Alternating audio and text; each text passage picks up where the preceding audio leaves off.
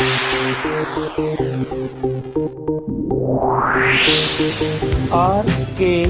स्वागत है दोस्तों आपका एक बार फिर से हमारे YouTube चैनल RKB कैंफी वीडियोस में। एल्डिहाइड कीटोन और कार्बोक्सिलिक अम्ल चैप्टर के अभ्यास के प्रश्नों में आज हम शुरू करते हैं आपका क्वेश्चन नंबर 17। तो देख लेते हैं, चलिए क्वेश्चन नंबर 17 में आपका क्या दिया हुआ है।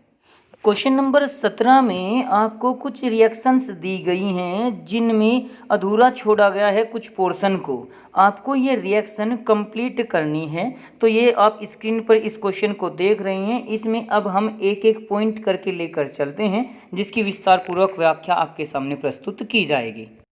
जैसे सबसे पहले पॉइंट में आपको एथिल बेंजीन दी हुई है जिसका KMnO4 और KOH के द्वारा ऑक्सीकरण करना है। इस क्वेश्चन में आपको कुछ इक्वेशंस दी हुई हैं और कहा है कि उन इक्वेशंस को पूरा करना है। जैसे कि सबसे पहले पार्ट में आपको दिया हुआ है बेंजीन रिंग के ऊपर आपका एक समूह उपस्थित कर दिया CH2CH3, एथिल समूह उपस्थित हो गया। जनरली देखिए जो बेंजीन रिंग पर ये कार्बन उपस्थित होता है, पहला बेंजीन रिंग से डायरेक्ट जुड़ा हुआ कार्बन, उस कार्बन को बेंजिलिक कार्बन कहा जाता है।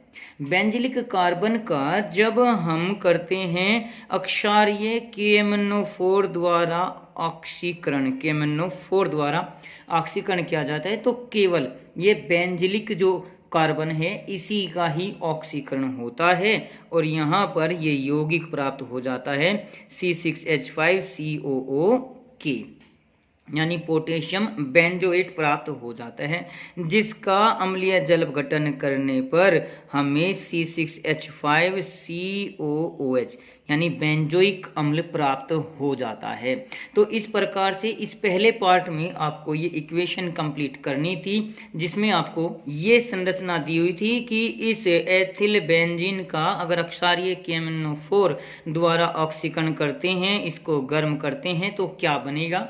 तो आप इस इक्वेशन को यहाँ पर भी छोड़ सकते हैं या फिर अगला जो उसका अपघटन है HCl वगैरह के साथ तो आप अम्लीय जल गठन के द्वारा इस अंतिम यौगिक को ही प्रदर्शित कर सकते हैं। देखिए सेकंड खंड में आपको क्या दिया हुआ है। सेकंड क्वेश्चन में आपको थैलिक एसिड की अभिक्रिया SOCl2 के साथ करानी है। इसमें आपको बेंजोइक अम्ल का एक डाई प्रतिस्थापी यौगिक COOH थैलिक एसिड दिया हुआ है और इसकी अभिक्रिया SOCl2 के साथ करनी है और ये हीट दिया हुआ है।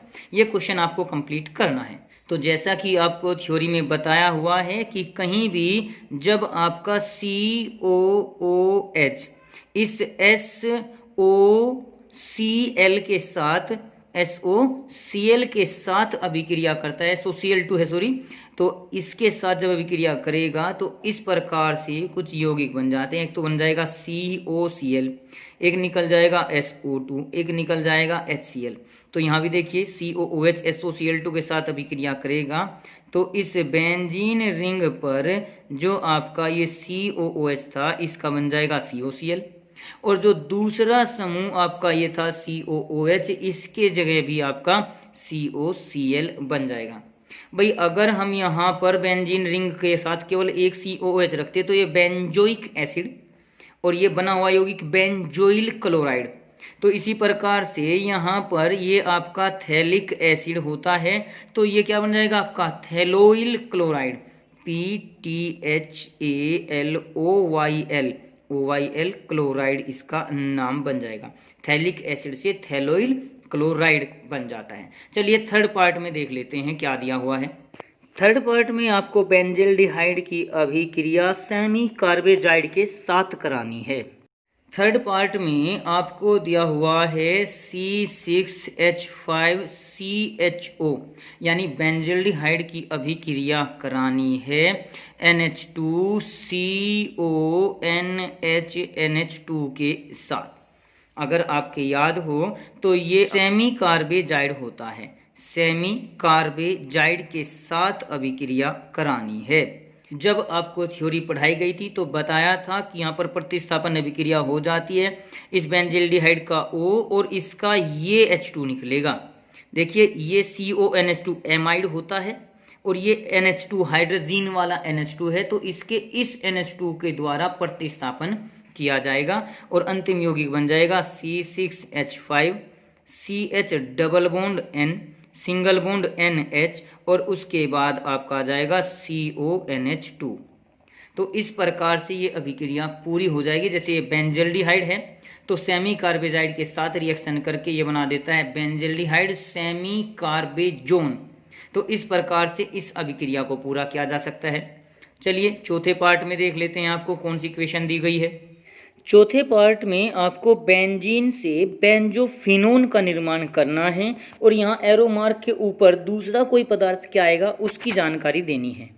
चौथे पार्ट में कहा गया है कि जब बेंजीन रिंग की अभिक्रिया किसी के साथ कराई जाती है तो हमें C6H5 C double bond O और C6H5 यानी यहाँ पर बेंजोफिनोन प्राप्त होता है।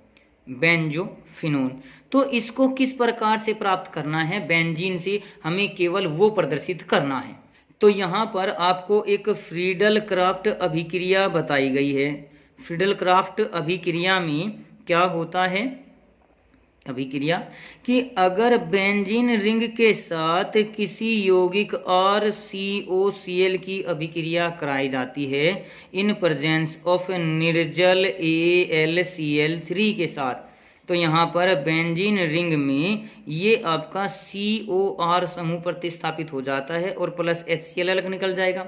तो इस रिंग में भी, इस इक्वेशन में भी अगर देखें तो बेंजीन रिंग में अगर हम अभिक्रिया करा दें Cl CO और C6H5 यानी बेंजेनोइल क्लोराइड की अभिक्रिया करा दें, बेंजेनोइल क्लोराइड की अभिक्रिया करा दें तो सेम टू सेम ये आपकी रिएक्शन बन जाएगी C6H5 CO और C6H5 के रूप में, यानी बेंजोफिनोन प्राप्त हो जाएगा प्लस HCl अलग निकल जाता है। तो चौथे पॉइंट में तो इतनी सिंपल रिएक्शन दी हुई थी फ्रीडल क्राफ्ट अभिक्रिया के आधार पर, जिसको कई बार हमने किया हुआ है। यहाँ पर आप लोग निर्जल AlCl3 या FeCl3 हैलोजन वाहक के बारे में जानकारी दे सकते हैं।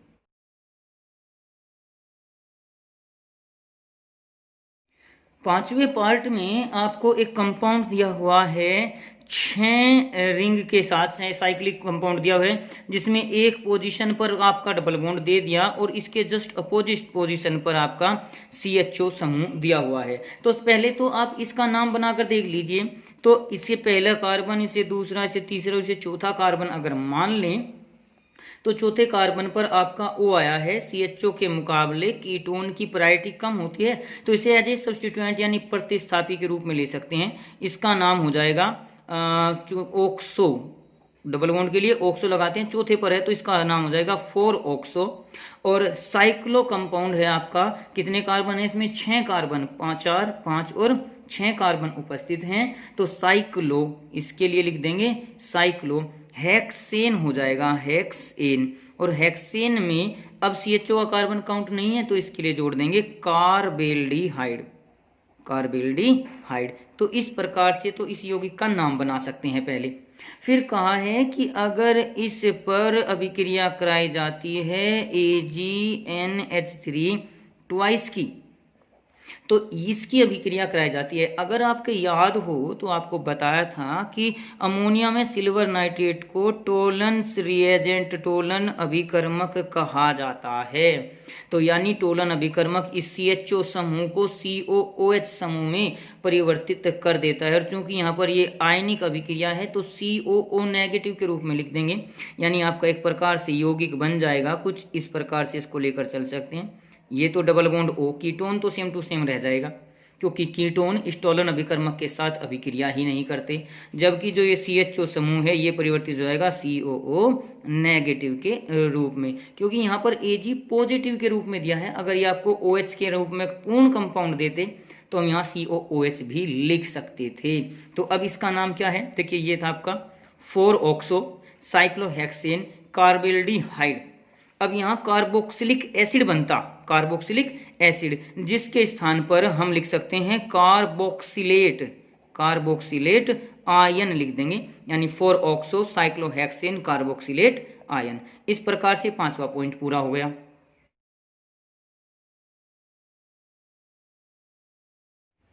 छठा जो पॉइंट आपको दिया है उसमें आपका कंपाउंड दे दिया गया बेंजीन रिंग पर, एक तो दे दिया आपको CHO और एक दे दिया COOH। इस प्रकार से यौगिक दिया है, इसका नाम नहीं दिया हुआ है। तो देखिए COOH की प्रायोरिटी CHO के मुकाबले ज़्यादा होती है, तो अब इसको हम एक प्रतिस्थापी के रूप में लिख सकते हैं। तो पहले इसका IUPAC नाम लिख लें, तो ये पहला कार्बन, ये दूसरा, तो दूसरे पर CHO है, इसके लिए लगा देंगे एक कार्बन के लिए 4 मिल, तो 2 4 मिल प्रतिस्थापी है तो YL जोड़ दिया। अब बाकी बचा हुआ आपका C6H5COH है, जिसके लिए बेंजोइक एसिड शब्द का प्रयोग कर सकते हैं। अब इसमें अभिक्रिया करनी है NaCN की अभिक्रिया करनी है HCl की उपस्थिति में। ये आपको क्वेश्चन दिया हुआ है और कहा है कि बताइए आगे क्या यौगिक बनेगा। तो आप लोगों ने पढ़ा होगा कि इस NaCN की जगह हमने HCN की अभिक्रिया इसमें की थी। तो NaCN जब इस HCl के साथ अभिक्रिया करता है तो वो NaCl बना देगा और HCN बना देता है। और HCN की अभिक्रिया अगर हम C डबल बॉन्ड O यानी कार्बोनिल यौगिकों पर कराते हैं तो इनमें अगर देखा जाए तो ये कार्बन पॉजिटिव ऑक्सीजन नेगेटिव होता है, जबकि यहाँ पर हाइड्रोजन पॉजिटिव और CN नेगेटिव। तो ये साइनाइड अटैक कर देता है कार्बन पर, H अटैक कर देता है ऑक्सीजन पर और यौगिक बन जाता है COHCN के रूप में, जिसे साइनोहाइड्रिन कहा जाता है। तो ये योगात्मक यौगिक बनता है। यहाँ भी सेम यही अभिक्रिया होगी, यानी CHO पर हमें NaCN HCl की अभिक्रिया न कराकर HCN की अभिक्रिया करानी है, यानी यौगिक बन जाएगा हमारा C6H5 के साथ। यहाँ पर जो आपका ये CH है, इस CH के साथ जुड़ जाएगा, एक तो जुड़ जाएगा CN, एक जुड़ जाएगा OH, एक तो जुड़ जाएगा CN, एक जुड़ जाएगा OH, और उसी के साथ साथ इस पोजीशन पर आपका COOH भी उपस्थित है। तो अब यहाँ अगर इसको हम नाम लेकर देखें तो सीधे रूप में इस पहली पोजीशन पर जो ये है, ये पहला कार्बन, ये दूसरा 2 मिल बेंजोइक एसिड था। अब यहाँ इस कार्बन पर आपका एक तो जुड़ गया हाइड्रोक्सी समूह, एक जुड़ गया साइनो समूह और एक कार्बन पर 4 मिल या मैथिल शब्द का प्रयोग कर सकते हैं। तो यानी इसका नाम हो जाएगा 2। दूसरी पोजीशन पर क्या है आपका, पहले साइनो और हाइड्रो, कौन सा पहले नाम आ जाएगा, आप साइनो को पहले लेकर चल सकते हैं, तो ये हो जाएगा साइनो और फिर हाइड्रोक्सी, साइनो हाइड्रोक्सी दोनों जुड़े हुए हैं किस पर, इस मैथिल समूह पर, तो ये आपका हो जाएगा मैथिल। और उसके बाद में बेंजोइक एसिड, पूरा सेम टू सेम इसको लिख सकते हैं बेंजोइक एसिड। तो इस प्रकार से इसका नाम लिखा जा सकता है।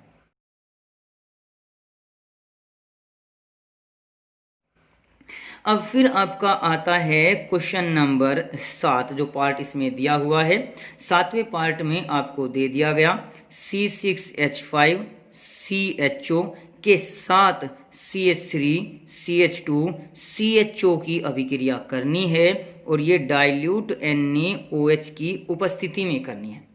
आपकी याद हो तो जब डाइल्यूट NaOH अभिक्रिया करता है, इसकी उपस्थिति होती है, तो ये आपकी एल्डोल अभिक्रिया होती है, एल्डोल संघनन अभिक्रिया होती है, जिसमें जो अल्फा हाइड्रोजन युक्त कार्बनिक यौगिक होते हैं, कार्बोनिल यौगिक स्पेशली, उनके ये अल्फा हाइड्रोजन अटैक करते हैं C डबल बॉन्ड O के ऊपर। यानी एक प्रकार से हम कुछ यहाँ पे ऐसा कर सकते हैं, ये हो जाएगा C6H5 CH, अब यहाँ ये डबल बॉन्ड O प्लस इसका CH2 का समूह लेकर चल सकते हैं, जो H2 लिख लीजिए, C इसके ऊपर CH3 और सीधा CHO। मैं डायरेक्ट H2O निकाल रहा हूँ इसमें, क्योंकि 2 स्टेप में इस रिएक्शन होती, मैं केवल एक ही स्टेप में कर रहा हूँ। तो ये आपका H2O निकल गया और यहाँ पर ये बन जाएगा C6H5 CH और डबल बॉन्ड C और CHO और इस स्थान पर आ जाएगा आपका CH3। ये तो सिंपल स्टेप में हो गई। अगर हम इसको डबल स्टेप में भी चलो आपको बता ही देते हैं, तो ये आ जाएगा C6H5 CH double bond O, उसके बाद यहाँ पर एक H लिया, CH, ये CH3 और CHO। ये अल्फा हाइड्रोजन जो अटैक करता है इस ऑक्सीजन पर अटैक करता है और पहले यौगिक बना देगा C6H5 CHOH, single bond CH, CH3 और CHO। इस यौगिक को एल्डोल यौगिक कहा जाता है। अगर इसको हम गर्म कर देंगे तो फिर से वही यौगिक आपका निर्मित हो जाएगा। तो इस प्रकार से हम इस अभिक्रिया को एक स्टेप में भी दिखा सकते हैं या 2 स्टेप में भी आप लोग इसको दिखा सकते हो। और अंतिम जो यौगिक बनेगा, देखिए ये C6H5 है, तो इसको फेनिल के रूप में लिया जा सकता है या आपका मेथिल के रूप में। 1 2 3 काउंटिंग करेंगे तो ये आपका हो जाएगा, 2 पर तो है आपका मिथाइल, 3 पर हो गया आपका फेनिल, और 3 कार्बन है प्रोप ईन, दूसरे पर हो गया ईन, और अल CHO के लिए अल। इस प्रकार से आप इसका IUPAC नाम भी लिख सकते हैं। एग्जाम में जब आप इक्वेशन लिखते हो तो उसको आप नाम भी अगर लिख देंगे इक्वेशन में तो कुछ ज़्यादा ही अच्छा प्रभाव पड़ेगा एग्जामिनर के ऊपर। वो देख कर बता सकता है कि बच्चे ने कहीं से नकल नहीं की है, इसका मतलब है कि वो इसे जानता है। चलिए 7वें के बाद अब 8वां क्वेश्चन लेकर चलते हैं, जिसमें आपको क्या पूछा गया है। 8वें क्वेश्चन में आपको दिया है CH3 CO CH2 COO C2H5 और फिर इसका NaBH4 सोडियम बोरोन हाइड्राइड के द्वारा अपचयन करना है। तो इसका अपचयन करना है पहले स्टेप में, और सेकंड स्टेप में दिया हुआ है H पॉजिटिव, यानी जो यौगिक बनेगा उसका जल अपघटन भी करना है। तो अब इस आधार पर देखिए, जो ये अपचायक होता है, ये क्या कहलाता है, अपचायक। इसमें 2 समूह हैं, एक तो आपका CO यानी कीटोन, एक आपका COO यानी एस्टर। तो जो ये NaBH4 होता है, ये अपचायक केवल CO समूह का अपचयन करता है, और CO समूह का अपचयन करने पर सेकेंडरी एल्कोहल बनेंगे, यानी हमारा यौगिक हो जाएगा CH3COH और H, इस CO की जगह CH आ जाएगा। आगे आपका CH2 और फिर आपका COO और C2H5 हो जाएगा। तो इस प्रकार से आपका ये यौगिक बन जाएगा। अब इसको अगर देखा जाए, ऑक्सीजन हटा, ऑक्सीजन के लिए OH आपका आ गया, और बस COO C2H5 पहले स्थान पर, तो ये यौगिक आपका आ जाता है। उसके बाद जब जल अपघटन करते हैं तो CO यहाँ पर ये यौगिक तो अलग हो जाएगा इतना, और ये यौगिक फिर ये अलग हो जाएगा जल अपघटन करने पर। तो यहाँ बन जाएगा आपका CH3 CHOH CH2 COOH और प्लस में आपका C2H5OH बन जाता है इस दूसरे स्टेप में, यानी जल अपघटन करने के पश्चात। अब चाहे तो आप इन यौगिकों का नाम आप लोग लिख सकते हैं, जैसे ये 3 हाइड्रोक्सी ब्यूटेनोइक अम्ल हो जाएगा और ये एथिल एल्कोहल हो जाता है। अब इसके पश्चात हम 9वें क्वेश्चन को देख लेते हैं।